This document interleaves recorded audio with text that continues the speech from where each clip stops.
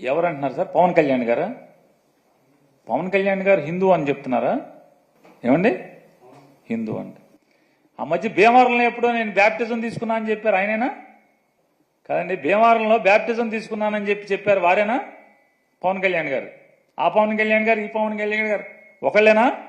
నా స్నేహితుడు కూడా పాస్టర్, నాతో పాటు చదువుకున్న స్నేహితుడు కూడా, తను పాస్టర్ ఉండేవాడు.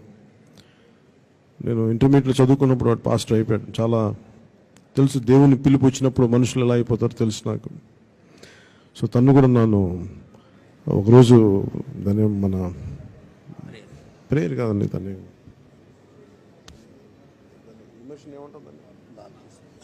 నన్ను బ్యాప్టైజ్ చేశాడు.